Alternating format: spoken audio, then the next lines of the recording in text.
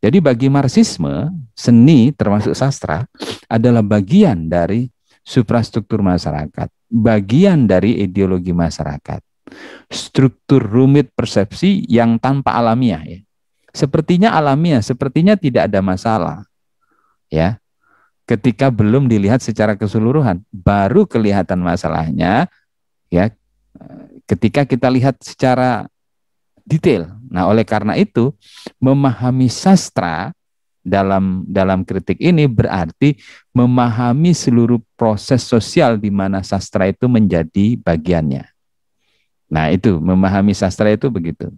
Dalam ini bagian yang mana, ini melawan yang mana, mengapa ekspresinya seperti itu. Jadi Anda dalam menganalisis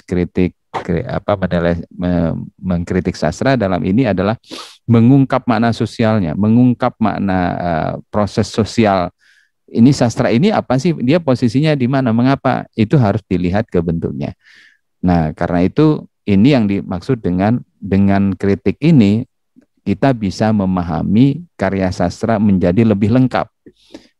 Jadi dia tetap tidak meninggalkan bentuk ya. Anda harus tetap menganalisis bentuk, tetapi Anda harus bisa menjelaskan bagaimana hubungan bentuk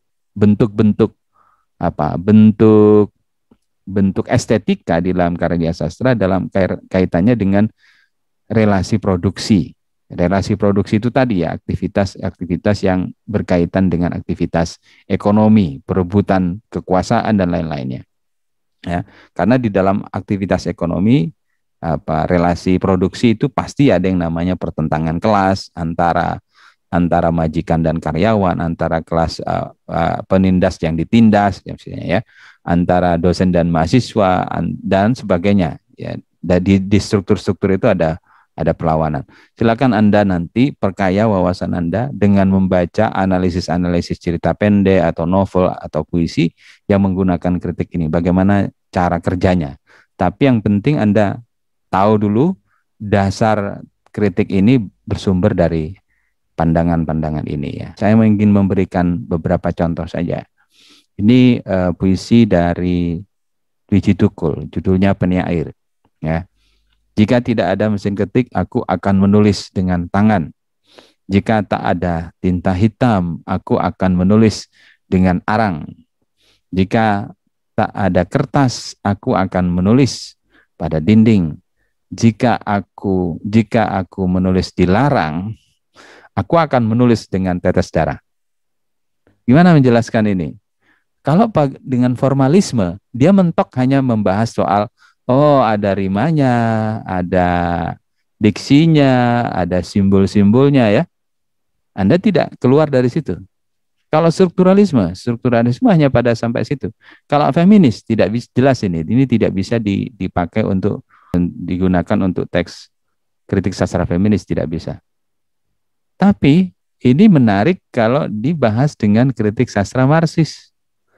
Nah, untuk bisa menjelaskan semua bentuk-bentuk yang digunakan oleh penyair ini, Anda harus melihat penyair ini dalam relasi produksi di tengah-tengah masyarakatnya.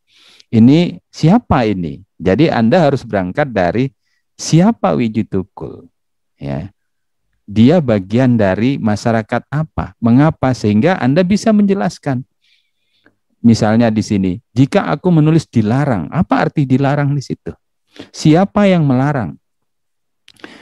Strukturalisme, formalisme, feminisme nggak bisa jawab. Marxisme bisa. Mengapa Marxisme bisa? Karena Marxisme ketika harus memaknai karya sastra, dia harus mendudukkan dulu. Ini si Wiji Tukul ini berada dalam aktivitas pertentangan kelas yang mana. Dia sedang bertentangan dengan, nah Anda harus melacak informasi-informasinya. Jadi dilihat dia tahun berapa ini, di situ dijelaskan tahun 1988. Siapa yang kira melarang? Enggak mungkin Jokowi toh ini. Enggak mungkin Jokowi, ini bukan soal Jokowi ini. Anda jangan salah. Ini harus Anda tarik ke sejarahnya. Nah, ini yang namanya sejarah.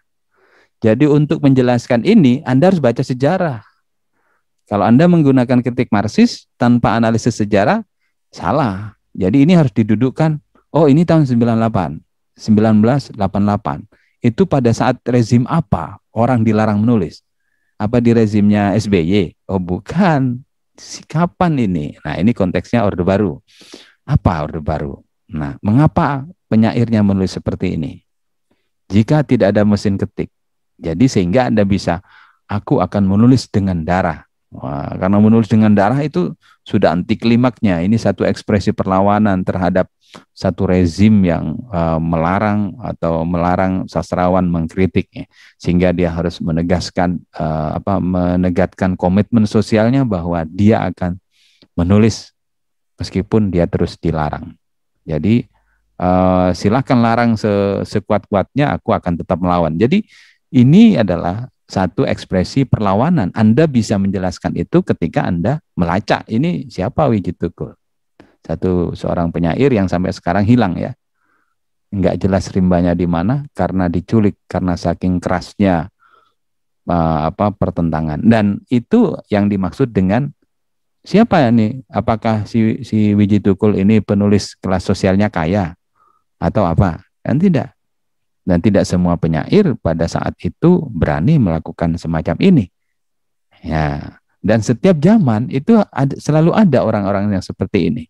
Makanya Anda sebagai seorang kritikus sastra harus bisa melihat bahwa itu sesuatu yang wajar karena seorang penyair itu adalah bagian dari satu proses sosial yang tidak terhindarkan.